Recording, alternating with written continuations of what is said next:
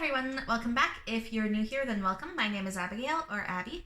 Tanshe, Abigail Dishnakashun in Southern Michif. I am 26 and autistic and love talking about autism stuff, so this is where I do that. So ironically, yesterday's prompt was on executive dysfunction, and I didn't get it done for basically reasons of executive dysfunction. Such fun. But yes, the prompt was, do you experience executive dysfunction? If so, how often? What is it like for you? What do you wish neurotypicals understood about it? So obviously, yes, I experience executive dysfunction a lot. It drives me nuts. I hate it. Especially when it combines with waiting mode like it did yesterday. So before I went to work, the only thing that I could do was sit in my room watching YouTube videos until it was time to leave for work. And then I was too tired after work to get this video out. Waiting mode means I know I have a thing that day, and I am so afraid of missing the thing that I literally can't do any other thing until it's time to do the thing. So with yesterday, with work being at 3, a long walk, so I have to leave at 2, I couldn't go anywhere else before work. Doing the video was possible just from being here in the apartment, so I had the time. I could have gotten the script done and recorded it and then gone to work, but waiting mode decided to partially kick in and I could not logic myself out of it. And then the full-on executive dysfunction hit and I could not move. Even getting something to eat just wasn't happening because what if I lost track of time? Never mind that there is literally a clock on the stove and I could have brought my phone out with me, just confined to one place. The other things don't matter and I can't do them until the one big thing, in this case work, gets done. And then after work I was tired and then a spider invaded my room, so I just gave up and called it a night and slept on the couch, and here we are today. Executive dysfunction hits me a lot with other things too. If I need to shower and I also need to eat, my brain has no clue which task to prioritize, so I will sit there scrolling through Tumblr instead, knowing that both need to get done. Eventually I'll decide shower first, then eat, or something like that.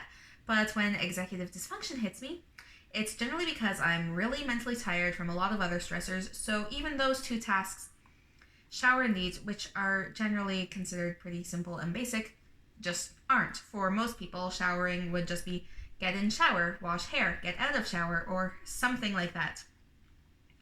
But my brain on executive dysfunction turns it into stand up, clothes off, pick towel, turn on water, and so on. Every single tiny little aspect of having a shower turns into one big step that is intimidating and feels like too much.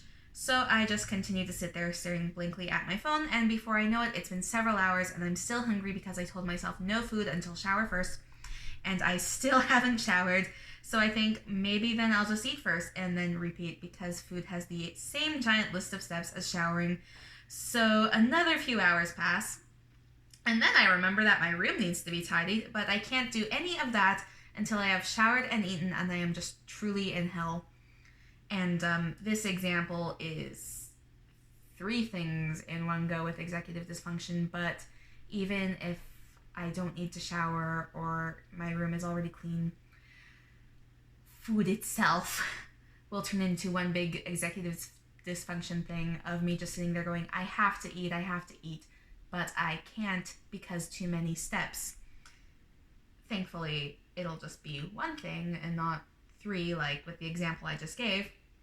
But even the one thing is such a big thing, and I still suffer for it because I don't end up eating.